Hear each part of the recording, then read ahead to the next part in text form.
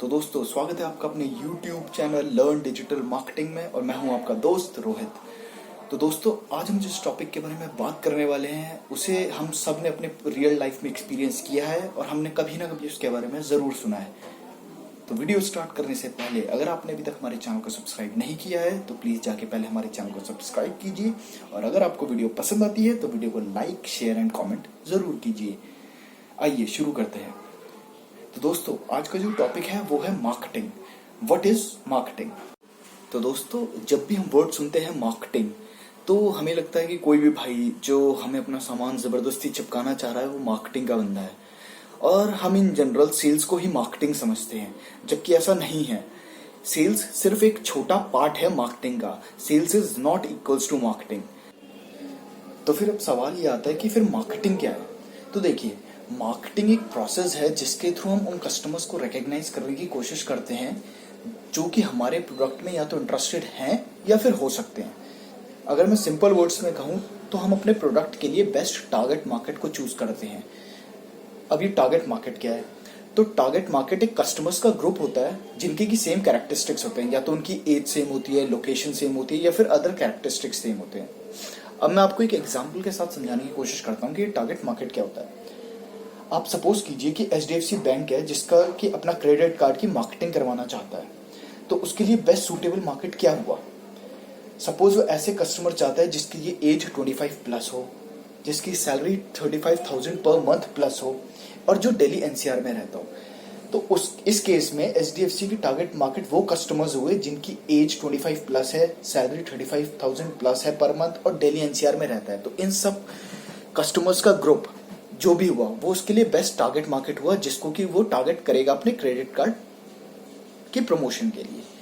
तो मैंने आपको बताया था कि मार्केटिंग एक प्रोसेस होता है। तो इस प्रोसेस में 8 स्टेप्स आते हैं जैसा कि आप देख पा रहे हैं यहाँ पे, जिसमें कि पहला है हमारा step conduct market research. Marketing का सबसे पहला स्टेप है अपने मार्केट की रिसर्च करना कि आपके कस्टमर्स को किस चीज की रिक्वायरमेंट है जिसके लिए वो सोल्यूशन ढूंढ रहा है। अब इस स्टेप में आप क्या करते हैं, आप अपने कस्टमर की इन्फॉर्मेशन कलेक्ट करते हैं कि उनका बाइंग पैटर्न क्या है, वो किस प्रोडक्ट को खरीदने से पहले किन किन चीजों का खास ध्यान रखते हैं, वगैरह वगैरह। हमारा दूसरा पॉइंट है प्रोफाइल योर टारगेट मार्केट। देखिए, अगर आप पूरी मार्केट को अपने प्रोडक्ट के लिए टारगेट करने चलेंगे तो आपको काफी महंगा कॉस्ट वाइज और काफी इनइफेक्टिव भी पड़ेगा।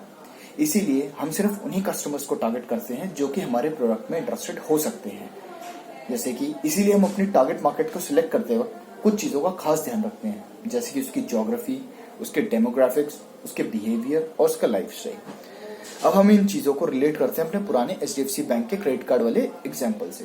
तो उसमें हमें ज्योग्राफी क्या चाहिए थी कि बंदा दिल्ली NCR का हो। डेमोग्राफिक्स क्या चाहिए थे कि बंदे की एज 25 प्लस हो, जेंडर कोई बैरियर नहीं था, इनकम 35,000 प्लस हो। उसका बिहेवियर ऑब्वियसली कि वो इंटरेस्टेड हो क्रेडिट कार्ड को लेने में, और उसका लाइफस्टाइल से कि वो मिडिल क्लास हो, कम से कम मिडिल क्लास इनकम का हो ताकि वो हम क्रेडिट कार्ड के बिल पे कर सके टाइमली। हमारा तीसरा पॉइंट है identify your unique selling proposition, USP। तो USP का मतलब क्या होता है? USP का मतलब कोई भी ऐसी यूनिक सर्विस या कैरेक्टरिस्टिक जो कि हमारे प्रोडक्ट में है और बाकी किसी मार्केट में किसी और प्रोडक्ट में नहीं है। जैसे कि एग्जांपल लेते हैं, जब KFC स्टार्ट हुआ था कैंटकी USA में, तो उसका USP क्या था? वो फ्राइड चिकन बनाता था और उस टाइम पे अगर कोई फ्राइड चिकन बनाता भी होगा तो वो KFC की क्वालिटी को और उसके टेस्ट को मैच नहीं कर पा रहा था।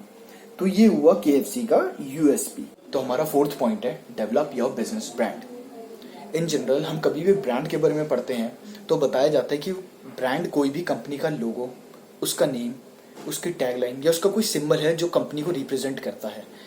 बट एक अच्छा ब्रांड इन चीज़ों से काफ़ी उठकर होता है।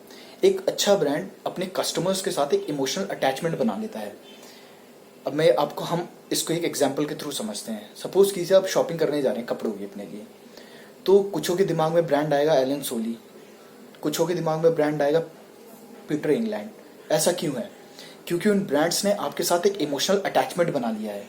तो किसी भी ब्रांड को अपने बिजनेस के लिए इसी तरीके का अटैचमेंट अपने कस्टमर्स के साथ बनाने की जरूरत है ताकि वो उनको रिकॉग्नाइज कर सके।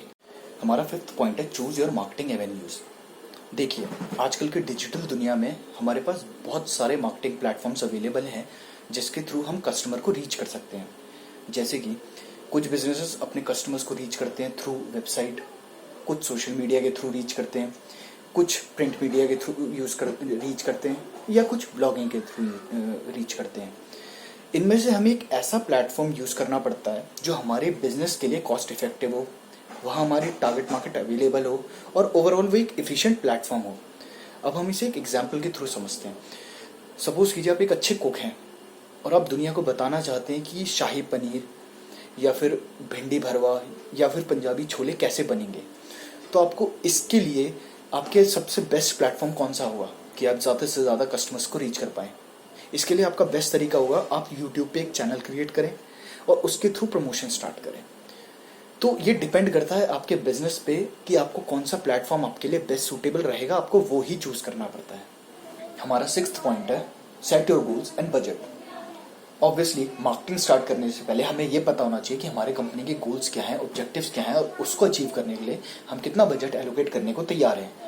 हमारे जो गोल्स हैं वो स्मार्ट होने चाहिए, मतलब specific, measurable, attainable, relevant and time based. अब हम इसको थोड़ा डिटेल में पढ़ते हैं। स्पेसिफिक मतलब हुआ what is to be done, मतलब कि हमें क्या करना है ये हमें पता हो, हमारे ऑब्जेक्टिव क्या है कंपनी के वो हमें क्लियर हो, हम अनक्लियर ना हो उसके बारे में। दूसरा है मेजरेबल। इसका मतलब क्या हुआ? इसका मतलब हुआ how will you know it meets expectation. इसका मतलब हमारे पास ऐसा कोई ट्रैकिंग प्लेटफॉर्म होना चाहिए जहां हम परफॉर्मेंस को मीट कर पा रहे हैं। तीसरा है अचीवेबल, मतलब can the person do it, मतलब ऐसा कोई टारगेट हो, ऐसा कोई हम टारगेट सेट कर रहे हो जो अचीवेबल हो। ऐसा ना हो कि मैंने आज वेबसाइट बनाई और मैं चाह रहा हूँ कि पर डे का उस पर 1 लाख का ट्रैफिक आए, जो कि अचीवेबल नहीं है, जो कि सेंस नहीं बनाता। चौथा है हमारा, फोर्थ है relevant. Relevant means should it be done, मतलब कि क्या ये मार्केटिंग का हम जो कर रहे हैं ये होना चाहिए, क्यों, और अगर होता है तो इसका क्या इम्पैक्ट पड़ेगा हमारे बिजनेस पे। जो पांचवा है टाइम ओरिएंटेड, मतलब कि ये एक टाइम पीरियड होना चाहिए कि इतने टाइम तक हम ये अचीव कर लेंगे। एक टाइम फ्रेम होना चाहिए कि इतने टाइम के बीच में हम ये मार्केटिंग करेंगे और ये हम उससे अचीव कर लेंगे। हमारा 7th पॉइंट है नर्चर योर लॉयल कस्टमर्स। किसी भी बिजनेस के लिए जो उसके इंपॉर्टेंट फैक्टर्स होते हैं उसमें से एक होता है उसके कस्टमर्स। तो जो हमारे लॉयल कस्टमर्स होते हैं हमें उन्हें एनकरेज करना पड़ता है कि वो हमारे ही ब्रांड को प्रेफरेंस दे ओवर अदर्स। अब हम उन्हें कैसे एनकरेज कर सकते हैं, उसके कुछ तरीके होते हैं। हम उन्हें एक्सेप्शनल कस्टमर सर्विस दे सकते हैं जिससे कि वो खुश रहें। हम उन्हें एक्स्ट्रा बेनिफिट्स दे सकते हैं। आप देखते होंगे आपको कुछ वेबसाइट जहां आप जाते हैं वो आपको कूपन्स वगैरह देती हैं। हम उनसे रेगुलरली कम्युनिकेट कर सकते हैं through social media, through blogs या थ्रू ई न्यूज़। हम उन्हें फीडबैक दे सकते हैं, उनकी कंप्लेंट को हम उनसे फीडबैक ले सकते हैं, उनकी कंप्लेंट को हम सीरियसली सुन सकते हैं और उसको इम्प्रूव कर सकते हैं। हमारा लास्ट पॉइंट है मॉनिटर एंड रिव्यू। इसका क्या मतलब है? इसका मतलब है कि जब भी हमारा कोई मार्केटिंग प्रोसेस चल रहा होता है तो हमें ये चेक करना पड़ता है टाइम ऑन टाइम बेसिस कि वो क्या हमें सही परफॉर्मेंस दे रहा होता है। ये हम वीकली भी चेक कर सकते हैं, मंथली भी चेक कर सकते हैं या 3 मंथ पीरियड पे भी चेक कर सकते हैं। ये हमें चेक करना पड़ता है कि क्या हमने जो कैंपेन स्टार्ट करने से पहले, जो हमने मार्केटिंग स्टार्ट करने से पहले जो हमने सोचा था कि ये परफॉर्मेंस इसकी कैंपेन की रहेगी आफ्टर 1 मंथ, क्या हम उसको रीच कर रहे हैं, और अगर हम उस परफॉर्मेंस को रीच नहीं कर रहे हैं तो हमें क्या चेंजेस करने की जरूरत है कि हम उस परफॉर्मेंस को रीच कर पाए।